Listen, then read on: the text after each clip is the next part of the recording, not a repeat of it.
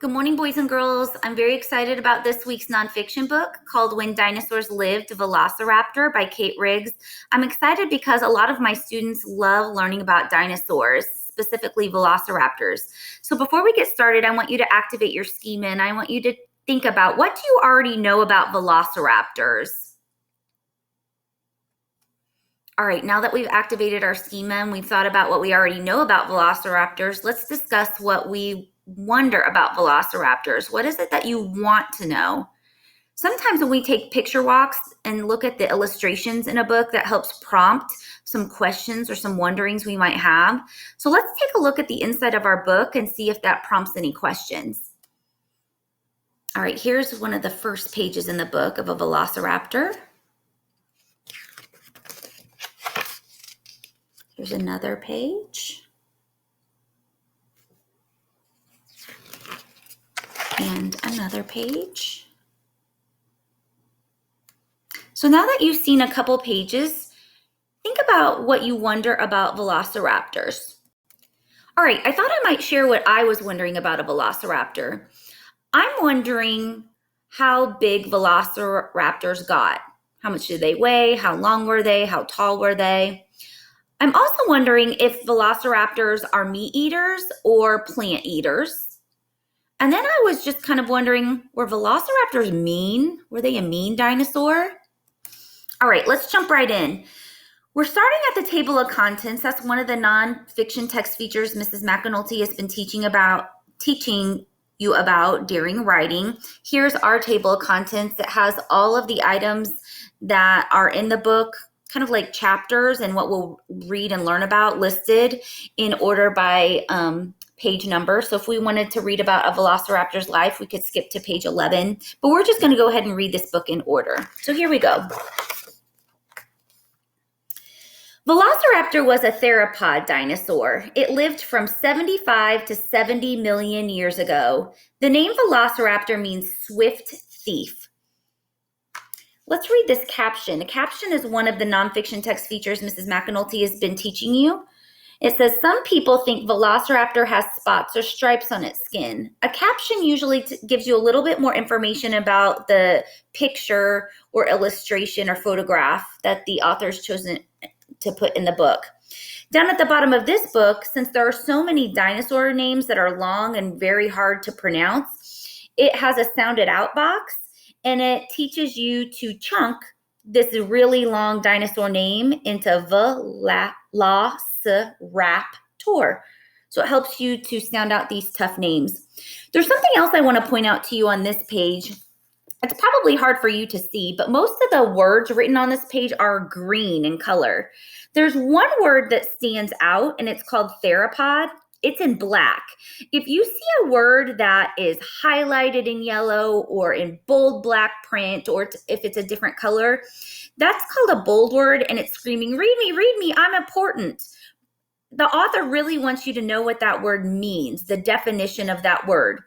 So Mrs. McAnulty's probably told you that the glossary can be found in the back of a book.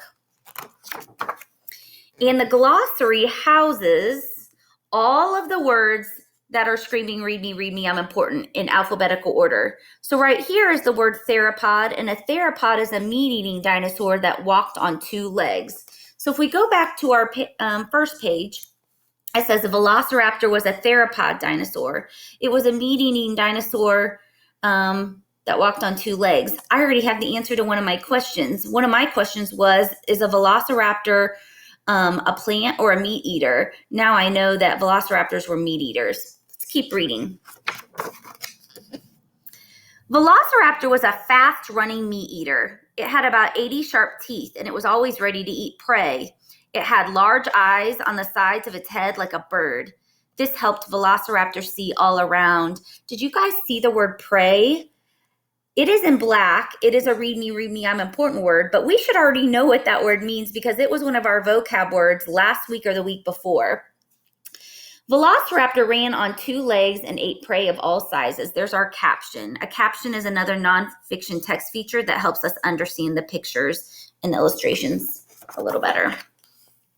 An adult velociraptor weighed only about 33 pounds or 15 kilograms. It stood 3 to 4 feet, 0.9 to 1.2 meters tall. Velociraptor used speed to make up for its small size. The predator chased its larger prey at speeds of up to 40 miles or 64 kilometers per hour. 2 huge claws on the back feet were sharp weapons. This page answered my other question. How big are velociraptors? Velociraptors are about 33 pounds and only about 4 feet tall, so they're pretty small in size. Okay, I want you to take this opportunity to think about, how do velociraptors catch their prey? What did the book tell you about how velociraptors catch their prey? You can share with your thinking partner, a stuffed animal, a pet, a person, but just be thinking, what did the book tell you about how velociraptors catch their prey? Velociraptors lived in dry deserts.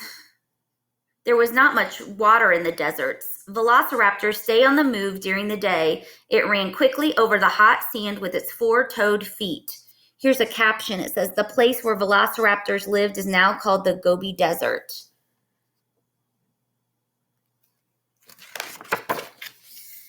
The small horned dinosaur Protoceratops was one of Velociraptor's favorite meals. Protoceratops was a plant eater, but Velociraptor also hunted other meat eaters. It ate fast-running meat eaters such as Oviraptor and Gallimimus. And here's the caption. Velociraptors sometimes fought each other over food. And here, since there were so many other dinosaur names, they had the sounded out box again for the other dinosaur names that are kind of tricky to pronounce. Velociraptor spent most of the time looking for food. Sometimes Velociraptor traveled in packs or groups. Velociraptor died out about 70 million years ago. 5 million years later, all the dinosaurs disappeared. Our caption says, Velociraptor packs attacked larger prey like Saurolophus. Remember, prey is when an animal is eating another animal. If we go back to the glossary, it tells us,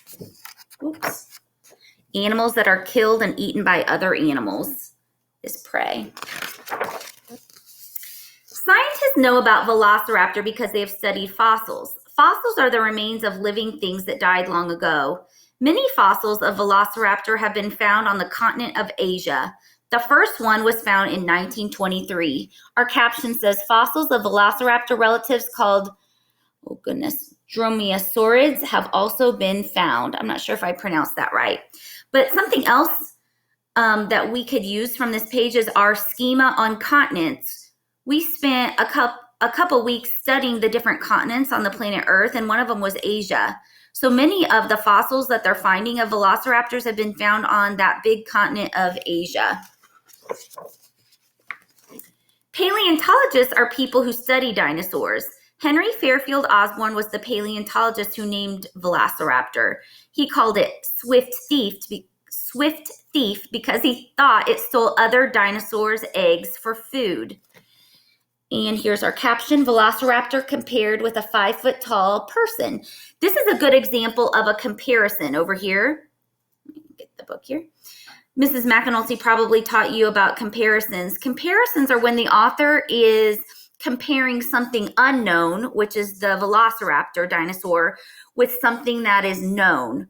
We know about how tall an average man is because we see men walking around us all the time, but we haven't seen a velociraptor. So having this comparison kind of helps us understand the sizing of the velociraptor compared to a man. And this is another example of a nonfiction text feature, which is called a comparison. People used to think that Velociraptor was like a lizard and dragged its tail on the ground. Now people think that it was covered with fuzz or feathers and was more like a bird that does not fly. But scientists still study fossils of Velociraptor. There are more things to learn about this swift thief.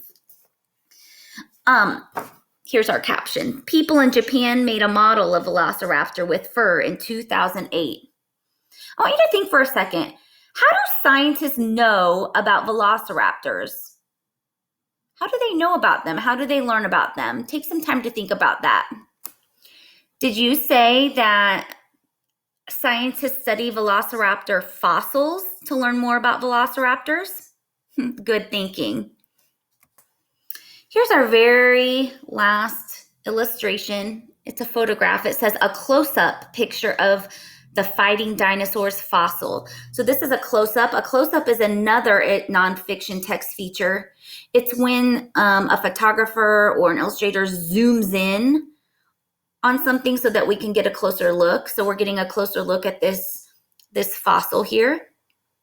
I want to point out another nonfiction text feature is our glossary. All of the bold words that are screaming, read me, I'm important, are in the glossary, and they're written in alphabetical order.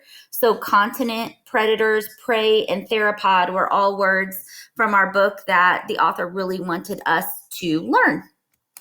One last challenge question. I want you to think about, why did the scientists name the Velociraptor, or think of the Velociraptor as a swift thief? Why did he give that dinosaur that name? Think about that. Henry Fairfield Osborn was the scientist who named the Velociraptor, and he called it a swift thief because he would quickly take things and move away as fast as he could, specifically other dinosaur eggs for food. All right, boys and girls, you did a great job today studying velociraptors and learning about all the different nonfiction text features and how they can help us as a reader.